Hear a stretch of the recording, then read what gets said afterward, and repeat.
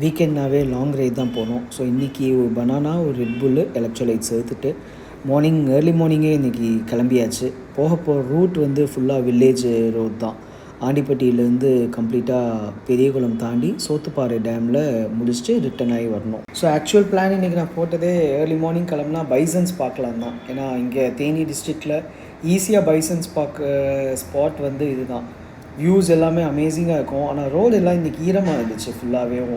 So ஈஸியாக போயிடலாம் அப்படின்னு தான் போயாச்சு. பட் எனக்கு என்னென்னா சோத்துப்பாறை டேமை தாண்டி அகமலை ரோடு வழியாக போய் அங்கே சோத்துப்பாறை டேமோட வியூ மட்டும் பார்த்துட்டு ரிட்டன் ஆவேன். எவ்ரி டைம் நான் போகிறப்பயுமே வந்து இதே விஷயந்தான் நான் செய்கிறேன்.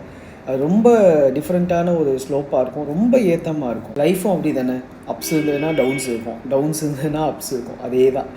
ஸோ நல்லா ஏறியாச்சு. இறங்குறப்ப தான் எனக்கு ரொம்ப பயமாக இருக்கும். கண்ட்ரோல் இருக்காது எப்பயுமே ரோட் பைக்கு அப்படிங்கிறனால. ஸோ பொதுவாக வந்து நான் பெடலில் கால் வச்சுட்டே இருக்கிறதோட சரி, பிரேக்கை வந்து கண்டினியூஸாக ப்ரெஸ் பண்ணிகிட்டே தான் நான் இறங்குவேன். அன்லக்கி டே, பைசன்ஸ் எதுவுமே இன்றைக்கி பார்க்க முடியல. நானும் நிறைய இடத்துல ட்ரை பண்ணேன். ஸோ ரைடு அதோடு முடிச்சுட்டு ஒரு இளநியோடு இன்றைக்கி ரைடும் கம்ப்ளீட் பண்ணியாச்சு.